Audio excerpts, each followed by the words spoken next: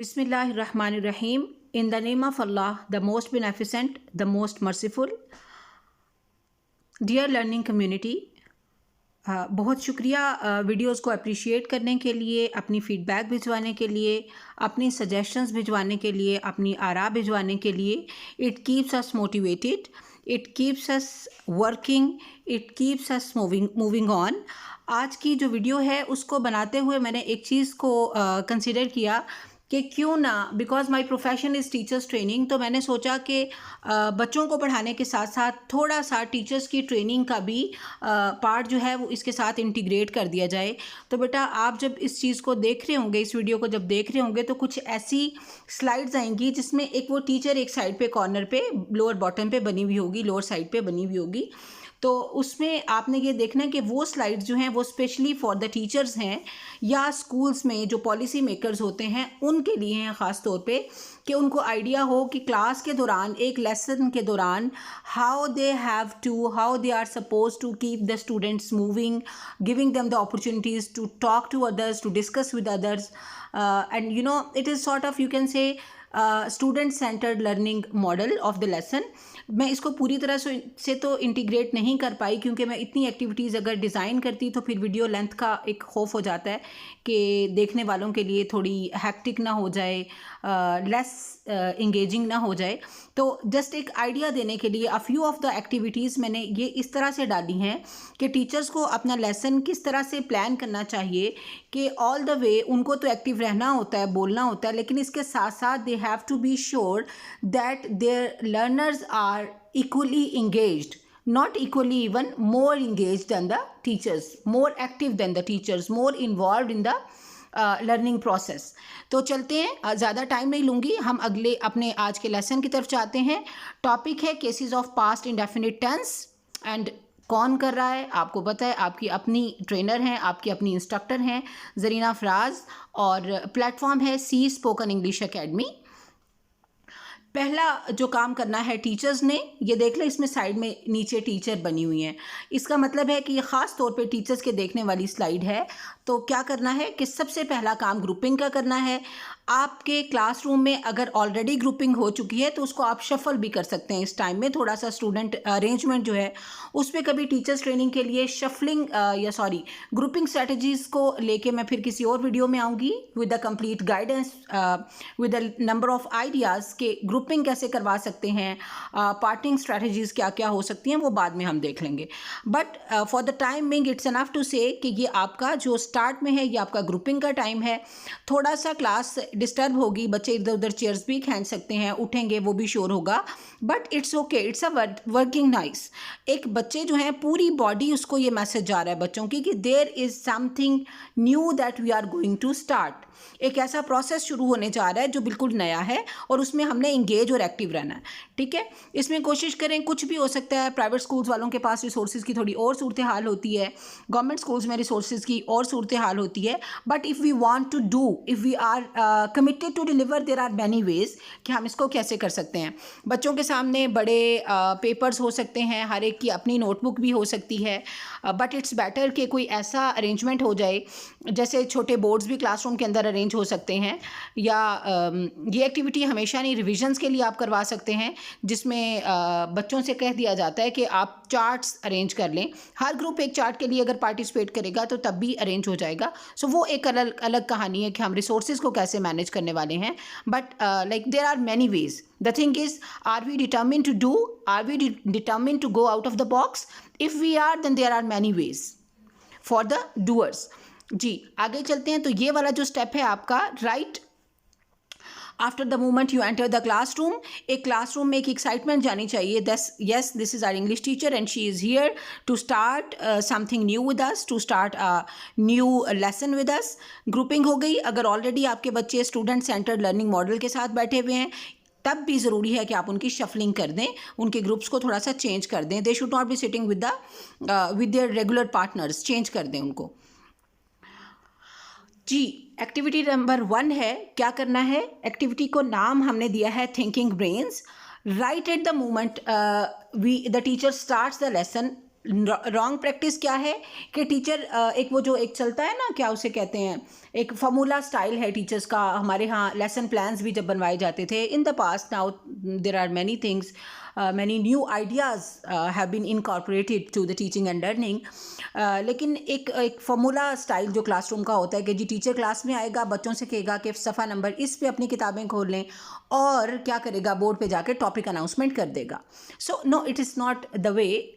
हर दिन मेरा तो ख्याल है कि अगर आप एक अच्छे एक्टिव इंगेजिंग और इनोवेटिव टीचर हैं तो be creative, think of the out of the box. आप रोज़ाना कोई नया आइडिया, नया अंदाज़ क्लासरूम में लेके जाएं, इस तरह से कि आपकी क्लास एक्साइट हो जाए, आपकी ओपनर एक्टिविटी इंगेजिंग हो, डिफरेंट हो, यूनिक हो, पता चले कि आपने you have put the efforts while you were sitting and planning your lesson. और वो नज़र आ जाता है, टीचर का अंदाज़ नज़र आ जाता है कि उसने प्रिपेयर किया था, तैयार होके आया था, या बस वो वैसे ही ठीक है जो क्लास में सामने बुक पे आएगा उसको मैं रीड कर दूंगा। I am sorry, I am not giving any remarks against the teachers, I am also a teacher and I never allow anyone to say any disregarding remarks about the teachers. ये मेरे अल्फाज को कोई भी बंदा distort ना करे, twist ना करे जी। तो हम करते हैं ओपनिंग एक्टिविटी, जिसका फ़ायदा ये होगा कि right eight the moment you start your lesson you will find your students brains working. आपके बच्चों के दिमाग जो हैं वो एक्टिवेट होंगे, वो सोचने लगेंगे। ग्रुप एक्टिविटी है, एक्टिविटी नंबर 1 है। और इसको अगर देखें, एक्टिविटी को जब आप स्टार्ट करेंगे तो, या जब आप इनकॉर्पोरेट कर रहे होंगे, प्लान कर रहे होंगे, तो कोशिश कीजिएगा एक्टिविटी आसान हो, जो आपके ईच एंड एवरी लर्नर को इंगेज कर दे। जब आप कॉम्प्लेक्स किस्म की एक्टिविटीज़ डालते हैं तो होता क्या है कि जो आपका एडवांस लर्नर है वो इंगेज हो जाता है, और जो आपका कह लें कि उनको क्या कहते हैं हम, एवरेज या बिलो लेवल स्टूडेंट्स होते हैं, या आपकी क्लास में कोई स्लो लर्नर्स होते हैं, वो बिल्कुल भी उसको महसूस ही नहीं करते कि ये हमारे लिए है या ये हम कर सकते हैं। जब उनका एक माइंडसेट बन चुका होता है कि हम एक्टिविटी को कर ही नहीं सकते, so they don't feel even the responsibility to participate in the class, वो अट्रैक्ट ही नहीं होते उसकी तरफ। तो कोशिश ये करें, it's a tip for the teachers, कि कोशिश ये करें कि अपनी एक्टिविटी को थोड़ा आसान और इंगेजिंग रखें, जिसमें आपका क्लास का लोएस्ट लेवल का जो लर्नर है ना, जो बिल्कुल नीचे बिलो लेवल पे आ जाता है when it comes to the learning ability, या उसका कह लें IQ है, या और बहुत सारी ऐसी बातें उसकी पर्सनालिटी में आ जाती हैं जिसकी वजह से वो एकेडमिक्स में एक्सेल नहीं कर पा रहा। तो ऐसा करना है कि एक्टिविटी को सादा और इंगेजिंग रखना है। It should be attractive for everyone, हर एक को लगे कि हाँ this is so easy, I can do it. तो क्या है इस एक्टिविटी में, इस लेसन में मैंने एक छोटी सी एक्टिविटी इनकॉर्पोरेट की, सादा सी है। Right any 5 Urdu sentences in your notebooks. करना क्या है, 4 से 5 जुमले बच्चों ने अपनी नोटबुक्स के अंदर लिखने हैं। टाइम मैं साथ मेंशन करने वाली थी बट आई जस्ट फॉरगॉट, आप साथ में टाइम भी मेंशन करेंगे, लाइक यू हैव 1 मिनट और 2 मिनट्स टू डू इट। इससे ज़्यादा टाइम देंगे तो बच्चे रिलैक्स हो जाएंगे, वो इधर उधर हो जाएंगे। उनको इतना टाइम दें जिसमें वो हार्डली उस एक्टिविटी को कर पाएँ, ताकि वो एक्साइटमेंट का माहौल जो है वो क्रिएट हो सके। आगे चलते हैं। 5 सेंटेंसेस आपने सिर्फ उर्दू के लिखवाने हैं, वो कोई भी हो सकते हैं। आप कोई प्रेजेंट पास्ट की किसी किस्म की कोई लिमिट नहीं देने वाले, हमने सिर्फ उनको वर्किंग मोड पे स्विच करना है, उनकी बॉडीज़ को, माइंड्स को, उनके हाथों को, उनकी आँखों को, उनको इंगेज करना है in the learning process, activate करना है। जी बेटा, आगे चलते हैं। Let's have a closer look at past indefinite tense. हमारा जो टॉपिक था वो था केसेस ऑफ पास्ट इंडेफिनिट, लेकिन हमने उसमें से केसेस को हटा दिया है। हम थोड़ा सा, क्योंकि बैकग्राउंड को बिल्ड करना चाहेंगे। देखिए, बहुत सारे टॉपिक्स ऐसे होते हैं जो कनेक्टेड टू द प्रीवियस होते हैं। ऑलमोस्ट सारे के सारे टॉपिक्स जो हम डिस्कस करते हैं, इल्ला ये कि कोई नया आ जाए, कोई नई चीज़ आ जाए, आमतौर पे सारे के सारे टॉपिक्स जो हम बच्चों को पढ़ा रहे होते हैं वो प्रीवियसली टेकन की कंटिन्यूटी होते हैं। पहले से बच्चों ने वो टॉपिक लिया होता है, उसकी फर्दर इलेबोरेशन होती है, मज़ीद डिटेल्स ऐड होती चली जाती हैं as they grow to the upper grade. जैसे जैसे वो ऊपर की तरफ बढ़ते चले जाते हैं वैसे वैसे उनकी जो वही टॉपिक्स जो उन्होंने कभी ग्रेड 1 2 3 4 में लिए होते हैं वही आहिस्ता आहिस्ता आहिस्ता मोर डिटेल्स के साथ ऐड होते हैं। जैसे if I give you the example of nouns, right from grade 1 students are taking the concept of nouns, but as they move on तो उनमें फिर आ जाता है कि जी कॉमन और प्रॉपर नाउन का दे दें, फिर ये फर्दर कलेक्टिव नाउन और थिंग्स लाइक दैट, डिफरेंट चीज़ें डिटेल्स ऐड होने लग जाती हैं। तो हमने ये करना है, कनेक्ट करना है हमारा जो आज का लेसन है उसको to the previous knowledge they have. So to build that particular background हम बच्चों से कहेंगे कि let's have a closer look at past indefinite tense. फ़ायदा ये होगा जिनको आता है उनका रिवाइज हो जाएगा, जिन्होंने पहले नहीं लिया या जिनको बिल्कुल भी याद नहीं है तो उनका भी माइंड थोड़ा सा अलाइन हो जाएगा वेयर द क्लास इज।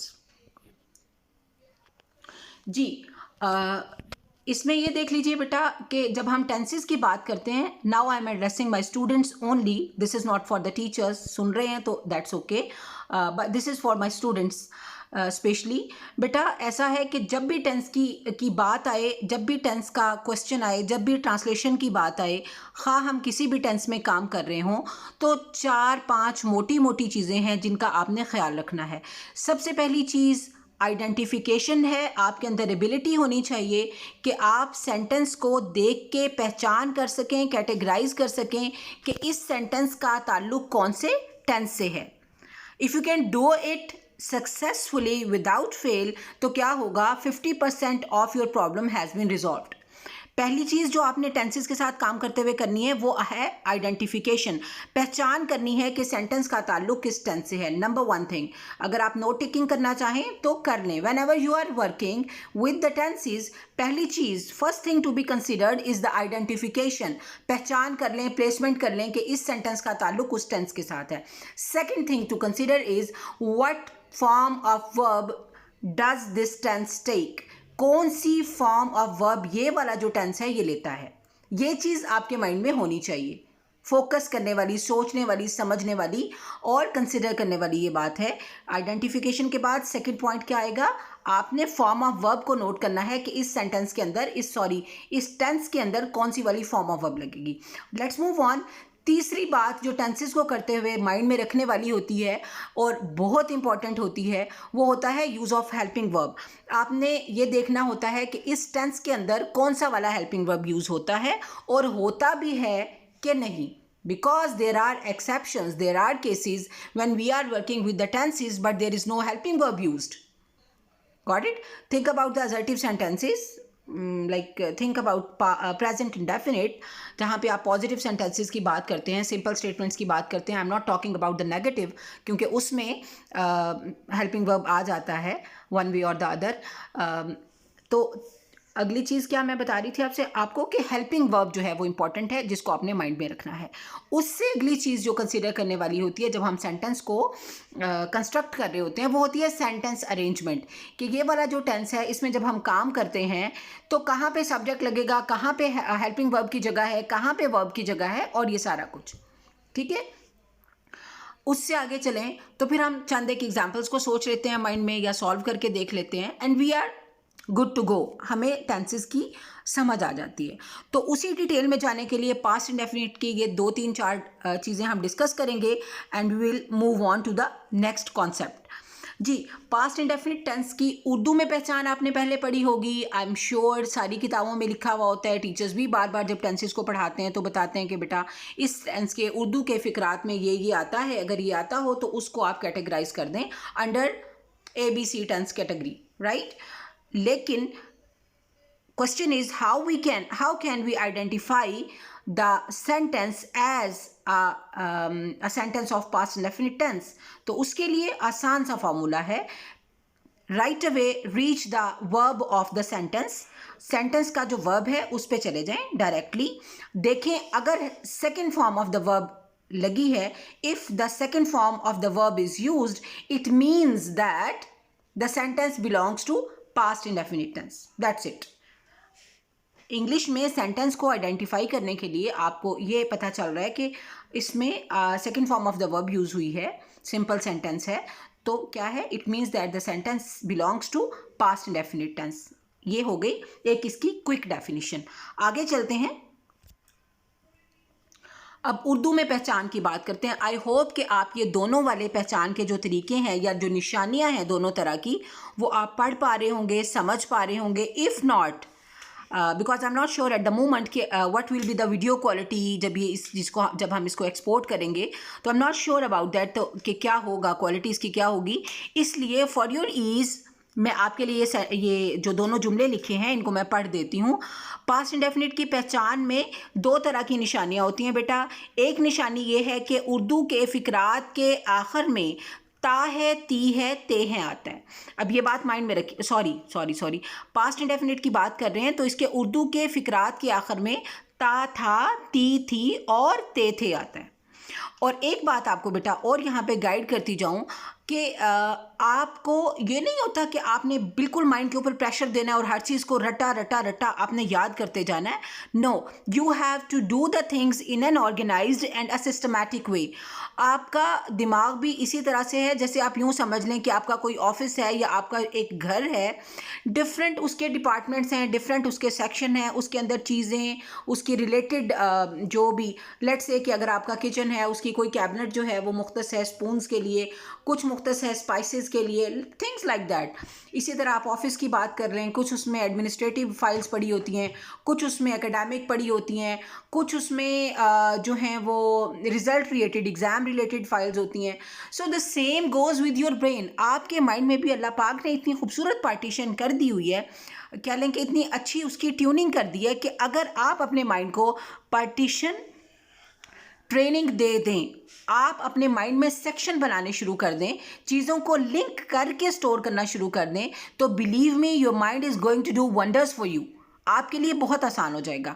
तो यहाँ पे मैं आपको आपकी जो माइंड या आपकी जो ब्रेन ट्रेनिंग है उसके बारे में एक छोटा सा टिप दूंगी। जैसे ही लफ्ज़ सुनाई दिया past indefinite, it should signal to the word indefinite that is already there in my mind. मेरे दिमाग में कहीं ना कहीं इंडेफिनिट का वर्ड तो पड़ा हुआ है, क्योंकि मैंने सुना था कभी।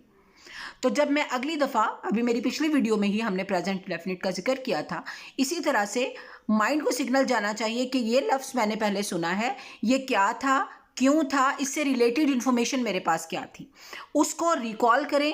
आपको याद आ जाएगा कि हमने प्रेजेंट इंडेफिनिट टेंस के वक्त कुछ ये चीज़ें डिस्कस की थी।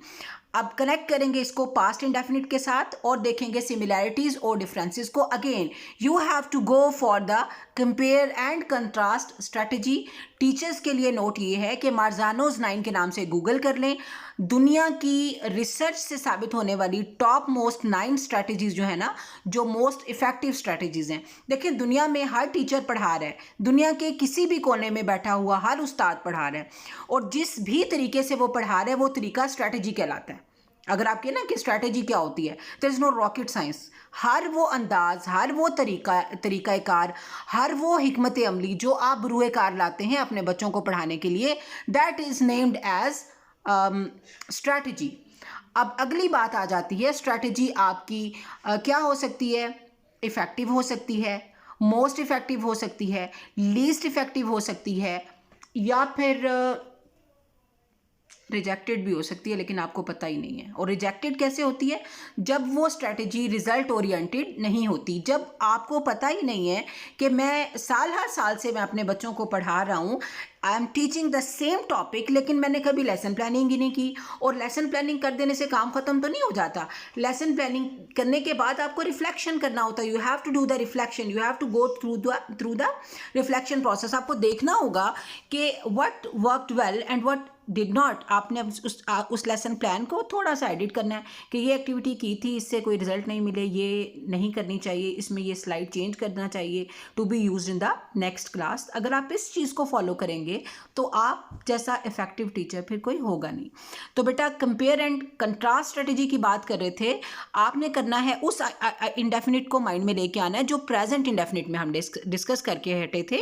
अब आप पास्ट इंडेफिनिट में हैं, दोनों चीज़ों को रिलेट करें। There are similarities and there are differences. Similarity क्या है? दोनों टेंस हैं, दोनों इंडेफिनिट हैं। राइट, ये इनकी सिमिलैरिटीज होगी, लेकिन डिफरेंसेस क्या है, वो प्रेजेंट है, ये पास्ट है।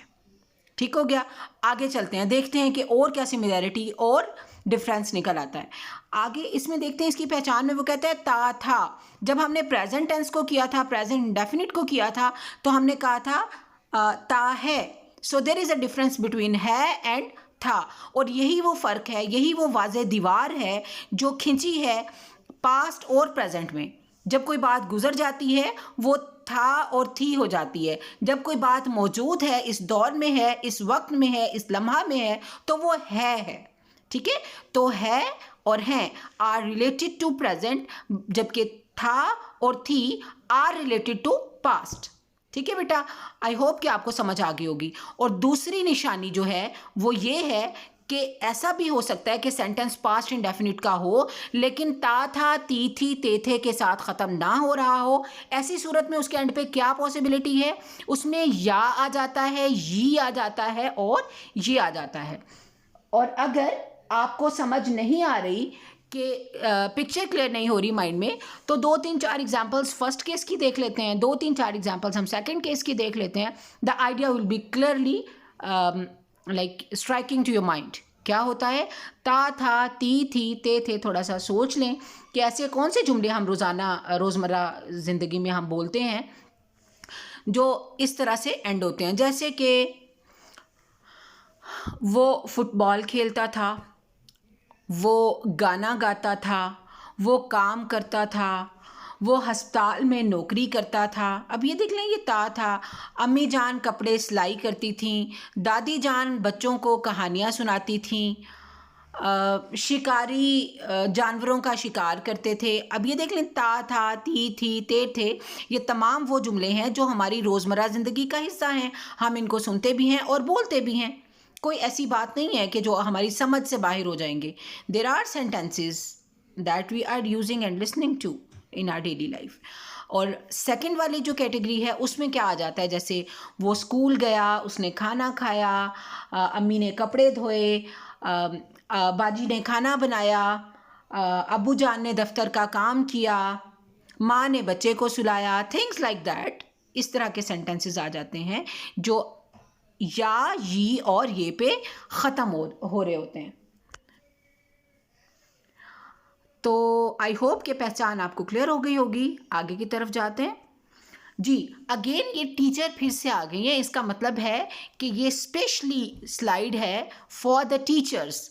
कि क्या हो सकता है, यहाँ पे एक्टिविटी हो सकती है। ये कंटिन्यूएशन है उसी एक्टिविटी की जो हमने पहले करवाई थी। बच्चों के पास है उनकी राइटिंग जो उन्होंने लिखा था। कहना उनसे ये है कि circle the last 2 words of your sentences. Does any of your sentences end like the ones ending like the above endings? If not, try making 2 sentences that end like mentioned above. ठीक है, इसको पढ़ लीजिएगा। मैं थोड़ा सा quickly आगे बढ़ूंगी क्योंकि टीचर स्लाइड्स जो हैं उनको मैं ज़्यादा एक्सप्लेन नहीं कर रही। ये कंटिन्यूएशन है उसी एक्टिविटी की जी। Teachers are requested to pay close attention to the activities if they want to, there is no compulsion. मैं आगे चलती हूँ because I'm more concerned about my learners now. Teacher बच्चों के साथ मैं थोड़ी कंसर्न हूँ, तो मैं चाहती हूँ कि उनके साथ बात की जाए, उनको चीज़ें समझा दी जाएँ। अगली बात बेटा आ जाती है सेंटेंस अरेंजमेंट की, जिसमें पहली चीज़ आ जाती है सब्जेक्ट। क्या होता है subject? Doer of the activity, काम को करने वाला। Second form of the verb क्या है? एक्टिविटी इटसेल्फ, जो काम है, जो काम हो रहा है, वो वर्ब है।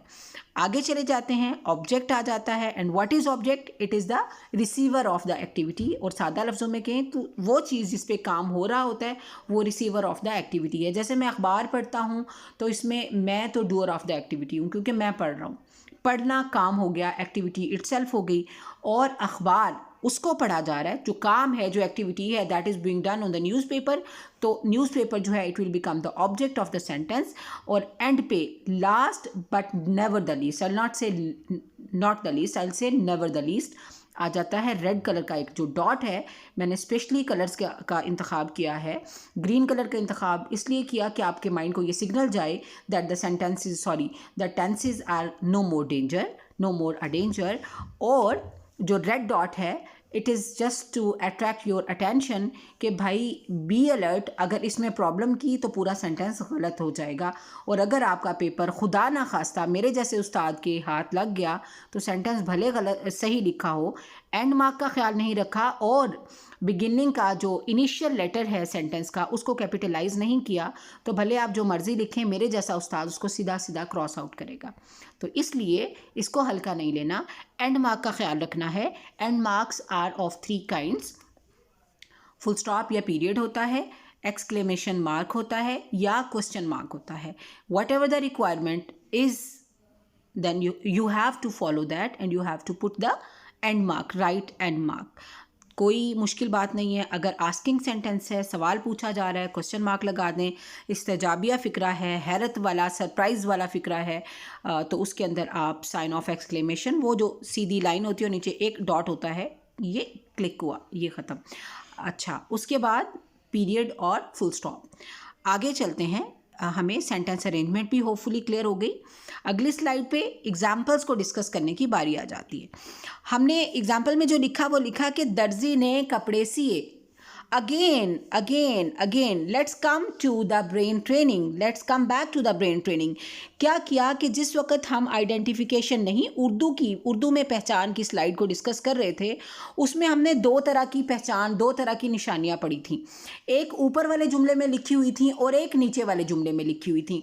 तो ये वाला जो सेंटेंस है, ये नीचे वाली जो पहचान है उस डिग्री में, कैटेगरी में फॉल कर रहा है, राइट?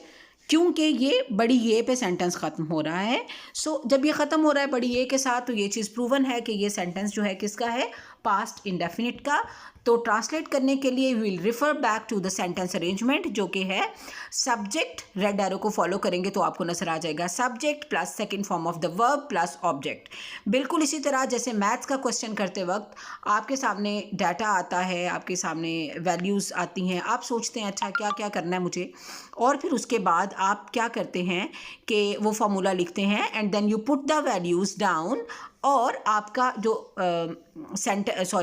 मैथमेटिक्स का जो सवाल है वो सॉल्व हो जाता है। इसी तरह से इसमें भी आपने यही करना है। आपको पता है सब्जेक्ट क्या है, वर्ब क्या है, ऑब्जेक्ट क्या है, और आपको पता है सेंटेंस की अरेंजमेंट क्या रहेगी। वो चीज़ें स्पॉट करें सेंटेंस के अंदर से उठा के, उर्दू सेंटेंस के अंदर से उठा के उनकी जो ट्रांसलेशन है, उनके जो इंग्लिश इक्विवेलेंट है उनको नीचे पुट करें, बिल्कुल इसी तरह जैसे मैथ में आप वैल्यूज़ को पुट करते हैं, और जब आप देखेंगे तो आपका सेंटेंस राइट वे में ट्रांसलेट हो चुका होगा। आगे चलते हैं, माली ने दरख्त लगाए। इसको भी अगर आप लिंक करेंगे उसी सेकंड वाली कैटेगरी में फॉल करता है। सेंटेंस अरेंजमेंट को देख लें, वही रहेगी जो पीछे हमने डिस्कस की। ऊपर सेंटेंस अरेंजमेंट को लिख लेंगे as a guide for us, और नीचे जो सेंटेंस के एलिमेंट्स हैं उनको प्लेस कर देंगे। सेंटेंस हमारा ट्रांसलेट होके जो सामने आ रहा है वो है the gardener planted the trees. अब इसके अंदर बस एक नोट करने वाली बात ये थी, मैंने प्लांटेड को रेड कर दिया था ताकि हल्का सा इसको वो बड़े बल्ब वाली रोशनी नहीं, छोटी सी रोशनी इस पर टॉर्च वाली डालेंगे कि प्लांटेड एक वर्ड है और प्लांट एक वर्ड है जो कि एट द सेम टाइम काम कर सकता है नाउन का भी और वर्ब का भी। आप मुझे बता दीजिएगा कमेंट सेक्शन में कि यहाँ पे जो प्लांटेड हमने यूज़ किया है, ये इसकी फंक्शनैलिटी यहाँ पे क्या है। Is it functioning as a noun or a pronoun? एक टीज़र है ना, ब्रेन टीज़र मैंने आपको दे दिया। अगर आप मेरी वीडियो को सुन रहे हैं, देख रहे हैं, इंजॉय कर रहे हैं, इफ़ और you want to engage yourself in the learning process, तो क्या करें, वीडियो को पॉज करें, कमेंट्स में लिख दें कि यहाँ पे ये क्या है, नाउन है या ये वर्ब है। ओके, आगे चलते हैं।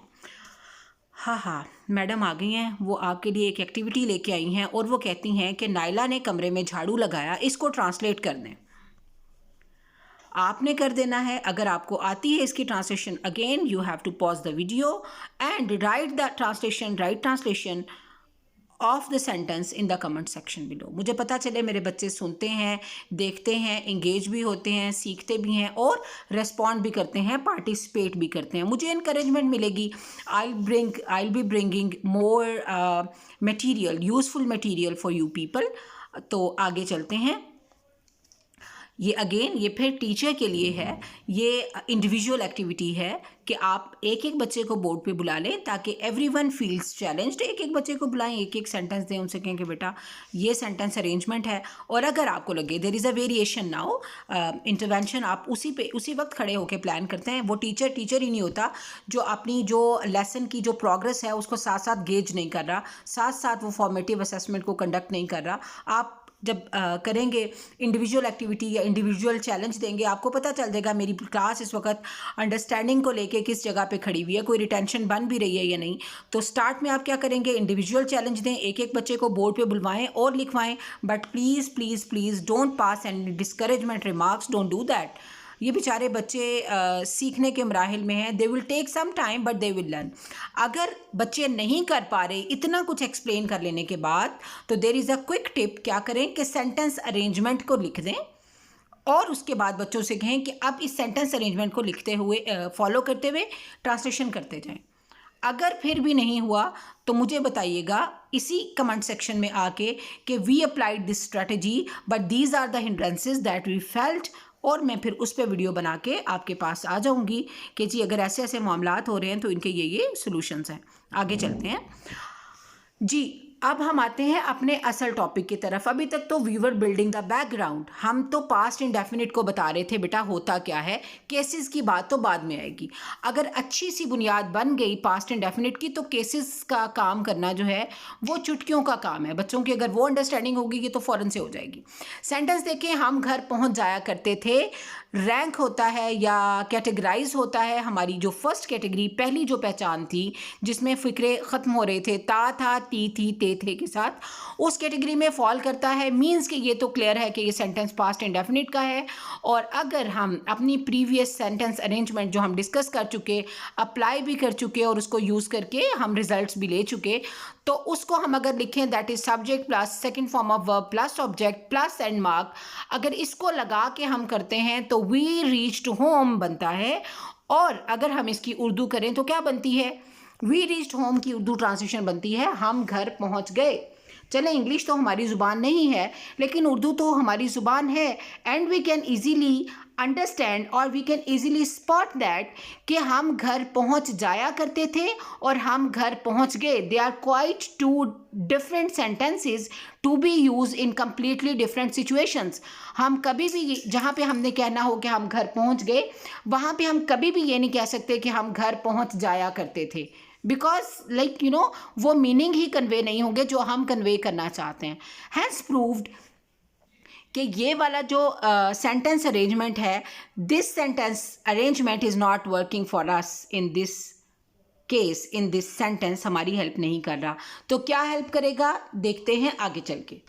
यहाँ पे आपके आ जाते हैं केसेस। केस 1, इसमें इस्तेमाल होगा यूज्ड टू, जब किसी हैबिट की, रूटीन की, एक मुसलसल आदत की बात जब हो जाती है तो उस चीज़ को हम ट्रांसलेट करते हैं यूज्ड टू के साथ। मतलब इस सेंटेंस में अब यूज्ड टू को ऐड करेंगे तब जाके बात बनेगी। सेंटेंस अरेंजमेंट क्या रहेगी, subject plus used two plus first form of the verb plus object.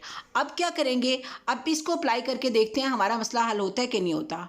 देखा हमने लगाया वी यानी सब्जेक्ट लगाया, फिर यूज्ड टू लगाया, फिर हमने रीच लगाया means first form of the verb लगाई, फिर हमने अपना ऑब्जेक्ट लगाया और सेंटेंस बन के जो निकला वो था we use to reach home. इसका मतलब ये है कि हम घर पहुंच जाया करते थे। It works I think. हमें जो ट्रांसलेशन रिक्वायर्ड थी, जो सेंटेंस के जो मीनिंग हमें रिक्वायर्ड थे वो इस अरेंजमेंट ने कन्वे कर दिए। अब यूज टू का इस्तेमाल मैं नहीं कहती, मैं क्लेम नहीं करती कि this is something new that I have brought for you, आपने किया होगा, लेकिन बहुत सारे टीचर इसको यूजेस की कैटेगरी में कराते हैं। यूज टू का इस्तेमाल और दिस का और दैट का, मतलब काफ़ी सारी चीज़ें आ जाती हैं यूजेस में, उस कैटेगरी में शायद कराए होंगे। लेकिन मैं अपने बच्चों की आसानी के लिए इसको पास्ट इंडेफिनिट में कैटेगराइज करती हूँ और ऐसे ही समझाती हूँ कि बेटे इसको इस तरह से कर लें। आगे चलते हैं, अगली एग्जाम्पल को देख लेते हैं। हम शाम को बाग में दौड़ लगाया करते थे।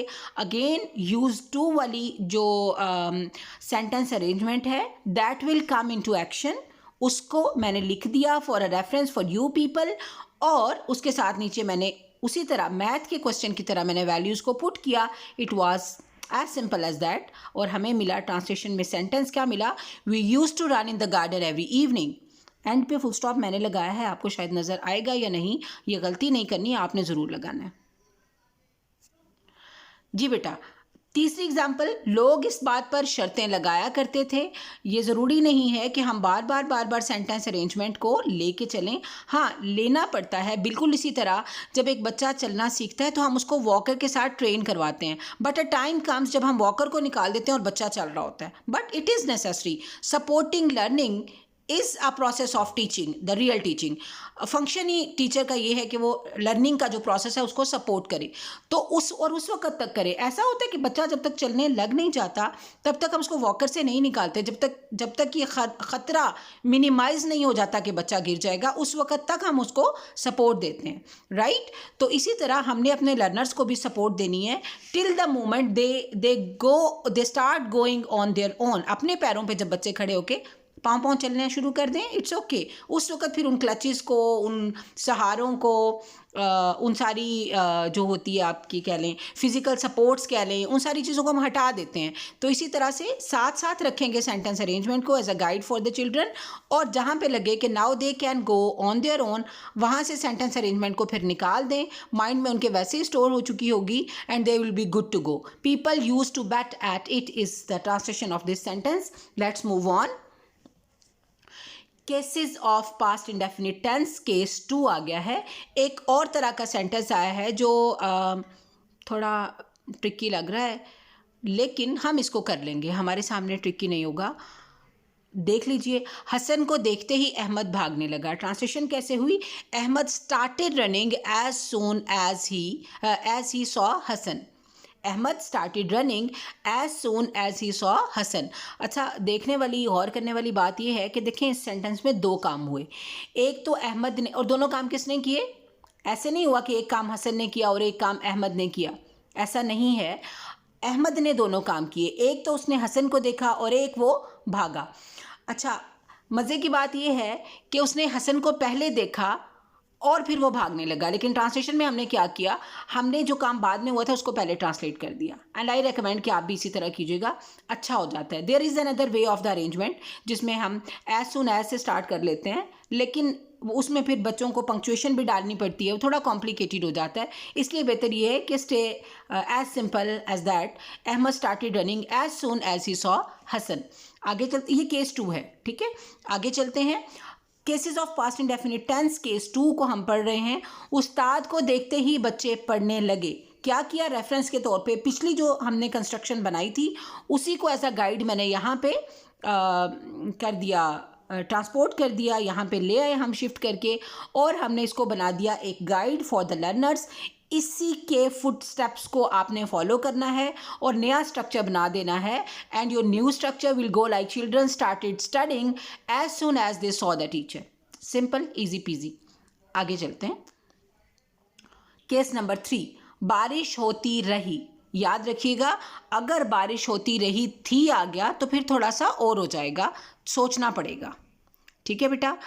बारिश होती रही, it kept on raining, it kept on raining, बारिश होती रही। कोई काम शुरू हुआ और फिर वो होता रहा, बारिश होती रही। इट केप्ट ऑन रेनिंग, ये केस 3 है पास्ट इंडेफिनिट का। अच्छा, ये जो केसेस है ना, ये कोई हार्ड एंड फास्ट रूल्स नहीं है कि केस नंबर 1 क्या था, केस नंबर 2 क्या था, मुझे केस नंबर 3 की समझ नहीं आई, या अगर मैं केस नंबर 3 से पहले केस नंबर 4 कर लूँ तो कोई प्रॉब्लम तो नहीं होगा। नहीं, इट्स नॉट लाइक दैट बेटा, ये तो सिर्फ तरीका है, समझाने का एक अंदाज है। ऐसे कोई हार्ड एंड फास्ट रूल नहीं है कि ये केस 1 ही है तो ये केस 1 ही है। मैंने तो अपना जो लेसन था उसको थोड़ा इस तरतीब में प्लान कर दिया। It has nothing to do with the arrangement of cases. जी, बारिश होती रही थी, इट केप्ट ऑन रेनिंग। इसी तरह का एक और जुमला करते हैं, सिपाही चलता रहा, the soldier kept on walking. Case 3 में हम इसको डिस्कस कर रहे हैं, इस कंस्ट्रक्शन को, सेंटेंस स्ट्रक्चर को। The soldier kept on walking. हम तो अपनी स्टूडेंट लाइफ में अपने जब नंबर बनाने होते थे तो in front of some student groups, अपने फ्रेंड ग्रुप्स के साथ हम कहते थे, देखो मुझे पता है कि पास्ट इंडेफिनिट जो होता है ना उसमें ING फॉर्म भी इस्तेमाल होती है, पता है आपको। हम चैलेंज देते थे और जब कोई नहीं कर पाता था तो हम इस तरह का कोई सेंटेंस निकाल के ले आते थे कि देखो पास्ट इंडेफिनिट है और इसमें फिर भी आईएनजी फॉर्म, जिसको हम उस वक्त आईएनजी फॉर्म ही कहते थे, हमारी बुक्स भी आईएनजी फॉर्म्स ही लिखती थी। वो तो बाद में बड़े हुए तो पता चला कि दिस इज़ प्रेजेंट पार्टिसिपल साहब, तो वो आप भी सीख जाएंगे, कोई परेशान होने की बात नहीं है। टाइम विल कम जब आप इंट्रोड्यूस होंगे प्रेजेंट पार्टिसिपल साहब से, और फिर रॉ फॉर्म और ये इस तरह की चीज़ें। टाइम विल कम, आपको भी सब कुछ आ जाएगा और मेरे से ज़्यादा अच्छा आ जाएगा इंशाल्लाह। चैलेंज वो फिसल गया, ट्रांसलेट करेंगे आप कमेंट सेक्शन में, और ना कर पाए, कोई कमेंट ना आया तो मुझे लगेगा कि पता नहीं क्या हो गया। मैं फिर मेरे पास कहने को यही है कि मैं सेम टॉपिक पे दोबारा वीडियो बना के ले आऊँगी अगर आपने मुझे इसका सोल्यूशन नहीं भेजा। माएँ अपने बच्चों के लिए ताज़ा खाना बनाया करती थीं। सिर्फ चैलेंज में 2 बेटा आपको मैं जुमले दे रही हूँ, मेरा बच्चा ये 2 कर लें। उसके बाद जो मेरे एडवांस लर्नर हैं, they should give more challenge to themselves. इनमें से हर स्ट्रक्चर को माइंड में रखते हुए कम से कम 10-10 सेंटेंसेस को उर्दू में लिखें, फिर उनको ट्रांसलेट करें, and you are good to go. इंशाल्लाह ये कॉन्सेप्ट पुख्ता हो जाएगा। Thank you so much for being a wonderful audience. Video को देखने का, हौसला अफजाई का, मुझे मोटिवेटेड रखने का बहुत बहुत शुक्रिया। सी स्पोकन इंग्लिश एकेडमी जो कि प्रोजेक्ट है पेंस नोवेल एजुकेशिया का, इसकी तरफ से इंशाल्लाह innovative things will keep on incorporating to the learning and teaching. हम लाते रहेंगे आपके लिए बेहतर से बेहतरीन कंटेंट। माफ़ कीजिएगा मुझे उस चीज़ के लिए अगर कोई ऐसी गलती मुझसे हुई हो, कहीं स्लिप ऑफ टंग शायद मेरे लेसन में सॉरी ज़्यादा था, बिकॉज बिजी माइंड कहीं इधर होता है कहीं उधर होता है। So it's okay, I think ये माफ़ किया जाने वाला एक वो है, क्योंकि teachers are not super human, they are also human beings, normal human beings. उनकी भी उतनी ही सेंसेस हैं, वो सारा कुछ वैसे ही है। They are just like you, just like me. तो देखिएगा, मुझे आप सजेशन दे दीजिएगा। मैंने जो हमारा ये पेज है, हमारा यूट्यूब चैनल जो है, इसके ऊपर हमारी मैनेजमेंट ने एक पोल क्रिएट कर दिया है जिसमें आपसे ये पूछा गया है कि किस किस्म के टॉपिक पे हमें अपनी वीडियोस बनानी चाहिए। क्या हम आपके लिए अगली वीडियो प्रोनंसिएशन पे लेके आएँ, राइटिंग स्किल्स को रिफ़ाइन करने के लिए कोई लेक्चर लेके आएँ, या ग्रामर के लिए लेके आएँ, या कॉम्प्रीहेंशन स्किल्स के लिए लेके आएँ। It all depends upon you. Like this C Spoken English platform is all at your service. आप हमें रिकमेंडेशन, कंटेंट रिकमेंडेशन भेज सकते हैं कि अगली वीडियो हमें इस टॉपिक पे चाहिए। Will get back to that poll, देखेंगे किसकी फरमाइश ज़्यादा आ रही है, जिसकी रिक्वेस्ट ज़्यादा आ रही है, हम उसी पे कंटेंट क्रिएट करके इंशाल्लाह आपके सामने लाएंगे। Stay tuned, stay blessed, stay focused, keep working on your self development. आपको ये जंग खुद लड़नी है, क्योंकि जन्नत उसी को मिलती है जो मरता है। ये बहुत बड़ा लेसन है बेटा, याद रखिएगा। See you in the next video. See you वाला तो मैंने झूठ ही बोल दिया, देख ही नहीं सकती मैं तो आपको। अल्लाह हाफिज़, खुदा हाफिज़।